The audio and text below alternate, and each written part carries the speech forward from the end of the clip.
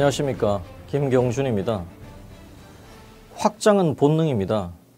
유기체는 번식하고 공동체는 확장합니다. 번식력을 상실한 유기체가 자신의 자리를 내어주고 소멸하듯이 확장할 능력을 상실한 공동체는 정체되고 소멸되기 마련입니다. 역사상 수없이 명멸했던 국가와 민족들은 물론이고 현대 기업들도 끊임없이 규모를 키우려 하고 있습니다. 다만 방법이 다를 뿐입니다.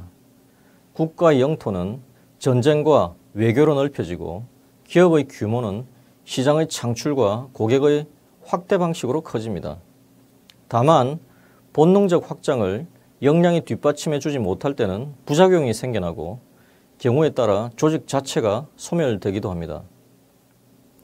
국가 영토를 확장하기 위한 기본적인 힘은 군사력입니다. 다음으로 넓힌 영토를 운영하기 위한 제도와 법률이 필요할 것입니다. 역사적으로 군사력이 강하여 일시적으로 영토를 확장하였으나 이후 통치체제를 만들지 못한 세력은 정복국가로 남았습니다. 반면 군사력이라는 하드웨어를 기반으로 제도와 법률이라는 소프트웨어를 갖춘 고대 로마, 징기스칸의 몽골은 세계 제국으로 성장하는 데 성공합니다. 기업에게 외공은 자본, 설비, 기술 등이고 내공은 정신력, 문화 등이 됩니다. 사업을 확장하는 것은 내 외공의 조화를 이루어야 가능한 일입니다. 자금력만 믿고 확장하면 규모는 커지지만 내실을 다질 수 없어 기초가 부실해지게 마련입니다. 루이 왕, 루이 12세는 베네치아의 도움을 받아 이탈리아를 침입했다. 입성은 성공적이었다. 루이 왕은 여러 소국들과 동맹을 맺고 이탈리아 반도의 3분의 1을 차지했다. 그러나 그는 밀라노에 입성한 후 교황 알렉산드르가 로마니아 지방을 정복하는 것을 도움으로써 혼란에 빠지고 말았다. 알렉산드르의 야심이 지나치게 커지는 것을 본 루이 왕은 스페인 왕인 페르디난드와 함께 나폴리를 분할 점령해 견제를 시도했다.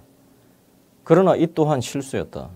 이전까지 루이 왕은 이탈리아의 거의 유일한 지배자였지만 이제는 귀찮은 상대를 열어두게 되었다.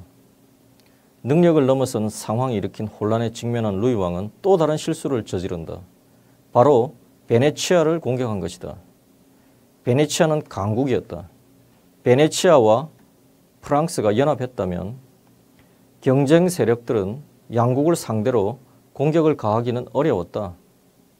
그러나 프랑스가 베네치아를 격파하는 바람에 경쟁 세력들은 훨씬 더 쉬운 상황을 맞게 되었다.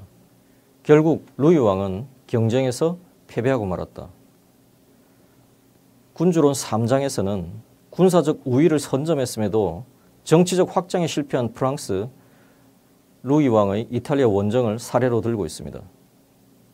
당시 마키아벨리는 피렌체의 외교관으로 활동하고 있었고 1500년 프랑스를 끌어들인 피사 전쟁 실패 수습을 위해 프랑스 궁정에 파견되었습니다.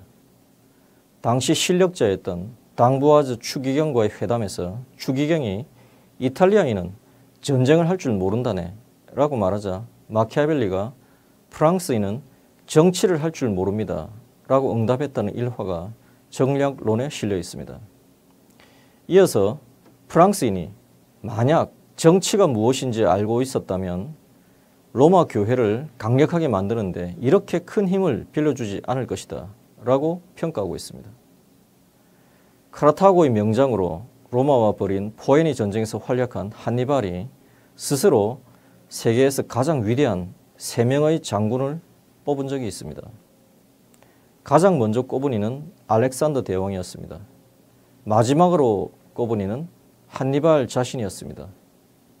한니발이 두 번째로 꼽은 사람은 그리스 왕 피로스였습니다. 피로스는 기원전 3세기경 북부 그리스 에페이로스 지역의 왕으로 로마와의 전투에서 승리하여 명성을 쌓은 인물입니다. 기원전 279년 피로스는 이탈리아 남부에 그리스인들이 세운 도시국가 타란툼의 구원 요청을 받은 뒤 2만 5천의 병력과 코끼리 20마리를 이끌고 로마를 침공합니다. 피로스는 세계 최강의 군대 로마와 맞서 한치도 물러서지 않았고 결국 승리하였습니다. 그러나 피로스는 치열한 전투에서 군대의 3분의 1 이상을 잃었습니다. 그는 탄식했습니다. 이런 식의 승리를 한 번 더 거두었다간 망하고 말 것이다. 여기서 나온 것이 바로 유명한 피로스의 승리라는 표현입니다. 1885년 영국의 신문 데일리 텔레그래프가 이 표현을 처음 쓴 이후에 피로스의 승리는 이기기는 했으나 피해가 너무 커서 회복이 어려운 상황을 일컫는 관용어가 되었습니다. 피로스는 로마의 연승을 거둘 수는 없었습니다. 로마의 원군이 합류하자 피로스는 패퇴했고 타란토는 함락되었습니다.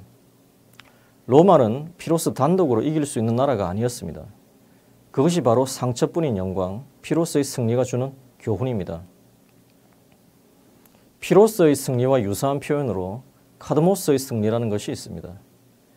테베 왕국 건설자인 카드모스는 그 과정에서 부하들을 죽인 큰 뱀을 처치해버렸는데 불행히도 죽은 뱀은 군신 아레스에게 바쳐진 것이었습니다.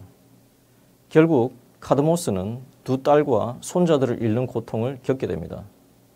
카드모스의 승리가 주는 교훈도 피로스의 승리와 유사하다고 볼 수 있습니다. 무턱대고 싸움을 시작하지 마라. 자신의 능력을 넘어서는 전쟁에서 이겨도 얻는 것은 불행밖에는 없다. 라는 것이죠. 조직의 확장에는 외공과 내공이 모두 필요합니다. 외형만 믿고 무리하게 벌인 확장이 실패로 끝난 사례는 우리나라 기업에도 많이 존재합니다. 내공 부족의 함정은 2세, 3세, 4세들에게서 흔히 나타나곤 합니다. 즉, 자산과 설비는 물려줄 수 있지만 정신을 이어받지 못한 경우 후계자는 내공이 부족한 상태에서 리더가 됩니다. 특히 유족한 환경에서 좋은 교육을 받고 큰 3세, 4세, 5세는 지식과 경력은 화려하지만 비즈니스의 핵심은 승부의 세계에서 갖추어야 할 냉혹함과 철저함은 갖추지 못한 경우가 많습니다. 감사합니다.